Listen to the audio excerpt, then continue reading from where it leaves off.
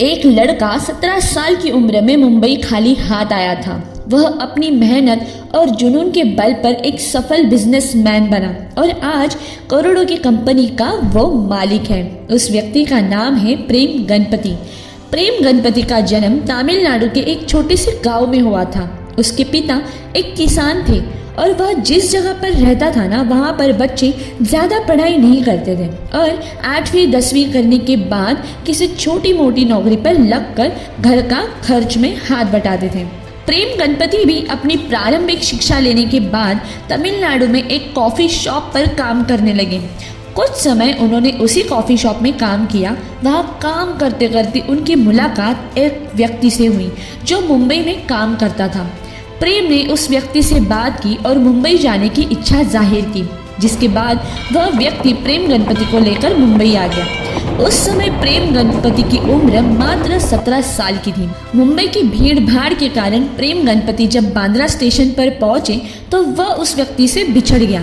बहुत ढूंढने पर भी वह व्यक्ति प्रेम को नहीं मिला।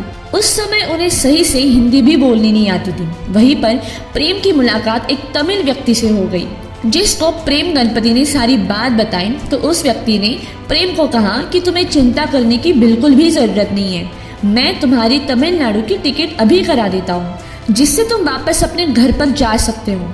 पहले तो प्रेम को काफ़ी सुकून मिला कि कम से कम वह अपने घर तो पहुँच जाएगा, लेकिन प्रेम ने सोचा कि वो अपने घर वापस जाने के लिए थोड़ी आया है। माना कि जो व्यक्ति उसे लेकर आया है वो व्यक्ति उससे बिछड़ गया, लेकिन वह मुंबई में काम करने और अपनी स्थिति को सुधारने के लिए आया है। तब प्रेम ने उस व्यक्ति को कहा कि अब तो मैं वापस तमिलनाडु नहीं जाऊंगा, मैं मुंबई में रहकर ही कोई काम ढूंढकर काम करूंगा। इसके बाद प्रेम ने मुंबई में काम ढूंढना शुरू किया। शुरू में किसी ने भी प्रेम को काम पर नहीं रखा, लेकिन काफी ढूंढने के बाद प्रेम को एक बेकरी में बर्तन धोने का काम मिला। प्रेम ने बेझिझक वह काम किया और कुछ समय के बाद प्रेम वहां से काम छोड़कर टी शॉप पर वेटर का काम करने लगे। टी शॉप में काम करते करते प्रेम को कस्टमर सर्विस का काफ़ी एक्सपीरियंस मिल चुका था, जिसका उन्होंने बाद में काफ़ी फ़ायदा भी उठाया। प्रेम चाय की दुकान में आने वाले कस्टमर से बहुत अच्छे से पेश आते थे, जिसके कारण उस दुकान में कस्टमर आने बढ़ गए और सभी कस्टमर प्रेम को ही सर्विस के लिए ढूंढते थे। प्रेम को कस्टमर बहुत सारे टिप भी देते थे। उसी चाय की दुकान में एक कस्टमर आता था। उसने प्रेम की कस्टमर सर्विस से खुश होकर एक टी शॉप खोला और प्रेम गणपति को पार्टनर बनाया।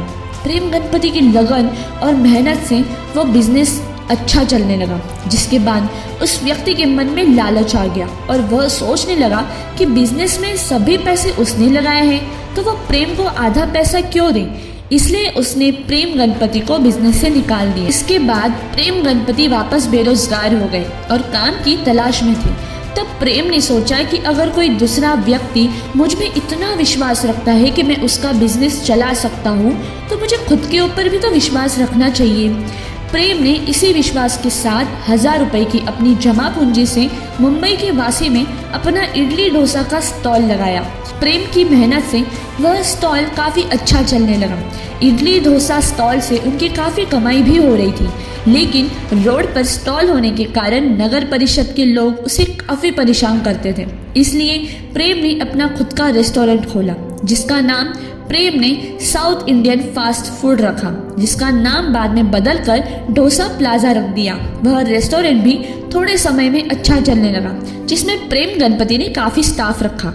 उन्हें किसी व्यक्ति ने बताया कि पास में एक सेंट्रल मॉल खुल रहा है और उसमें एक आउटलेट खोलने का सुझाव भी दिया। मॉल में उस समय प्रेम के लिए आउटलेट खोलना काफ़ी महंगा था, लेकिन फिर भी उन्होंने मॉल में अपना आउटलेट खोला। यह आउटलेट इतना अच्छा चला कि प्रेम को बहुत से लोग जानने लगे। लोग बहुत दूर दूर से इडली डोसा खाने प्रेम के रेस्टोरेंट और आउटलेट में आने लगे। प्रेम ने अपनी इडली डोसा में काफ़ी बदलाव किए और इडली डोसा में पनीर, नूडल और अलग अलग तरह की चटनी के साथ बनाने लगे। ऐसा इडली डोसा लोगों ने पहले कभी नहीं खाया था, जिसे लोगों ने बहुत ही पसंद किया। प्रेम गणपति ने अपने खाने की वैरायटी के साथ ब्रांडिंग को भी जोड़ दिया।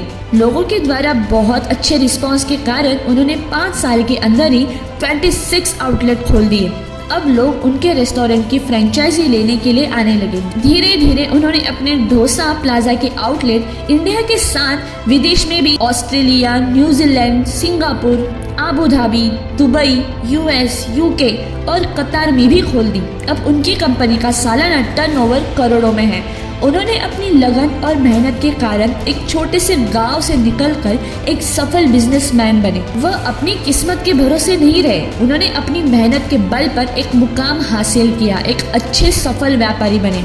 यदि आप अपनी जिंदगी में कुछ करना चाहते हैं और एक सफल बिजनेसमैन बनना चाहते हैं तो आपको भी किस्मत के भरोसे ना रहकर अपने हाथों से मेहनत के द्वारा अपनी किस्मत को बदलना चाहिए। हम अगर ठान ले तो हम कुछ भी कर सकते हैं, बस हमें आलस को छोड़ना है और हमें बहुत मेहनत करनी है। किस्मत के भरोसे ना रहकर खुद पे भरोसा करके देख लो, तब बहुत कुछ कर पाओगे।